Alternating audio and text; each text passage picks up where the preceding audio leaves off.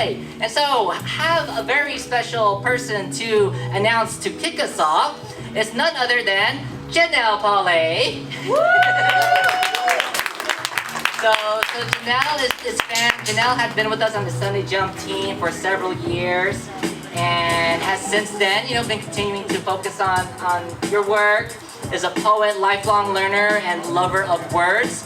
And her writing explores wellness, mental health, and self-love, all of which she hopes to embody. I know that you embody.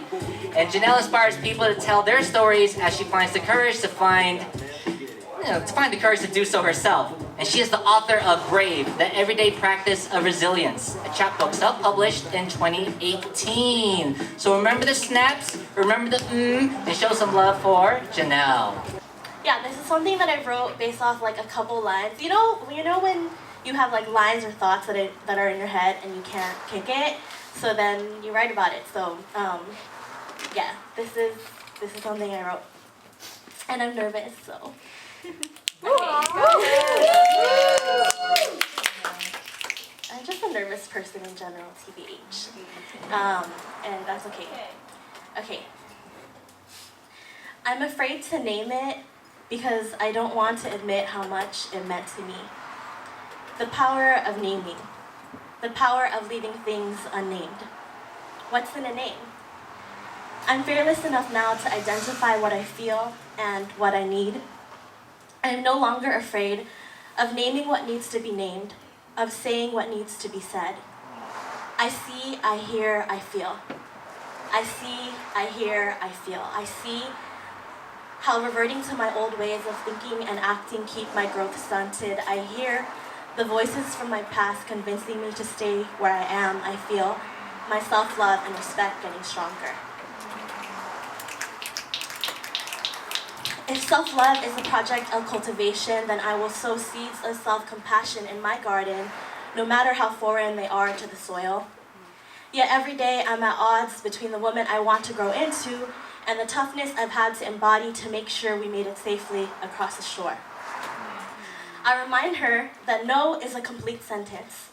I practice pausing more often before saying yes, and even though I know that the woman I am today is excited to meet a more whole version of herself tomorrow, I can't help but feel anxious at the thought of her arrival.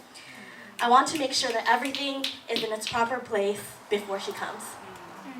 I catch glimpses of her on my brightest days. Her aura reflects back at me like a mirror. What causes the flower's petals to open? I type into my phone as I stare at the soft pink peonies I picked up earlier today.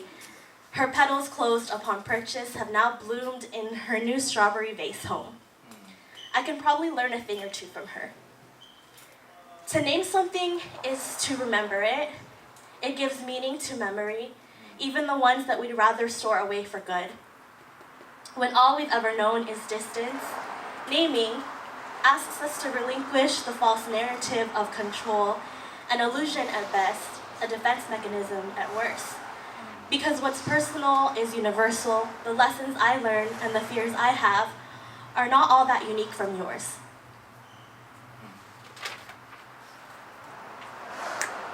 Things I'm getting more comfortable naming. That made me uncomfortable.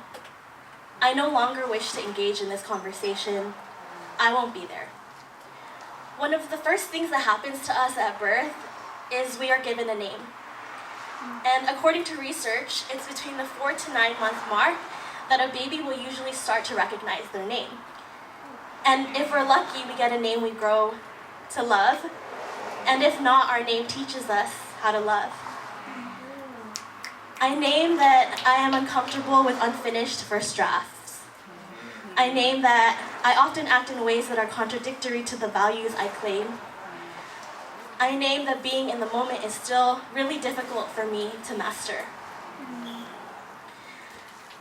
I honor that every decision I've made is the best decision I could have made in that moment. That growth is a continuous, unpredictable, tumultuous, sometimes inspiring process that often invites us to lean into discomfort and the unknown. That failure is an inevitable byproduct of trying my best, but at least that means I'm trying.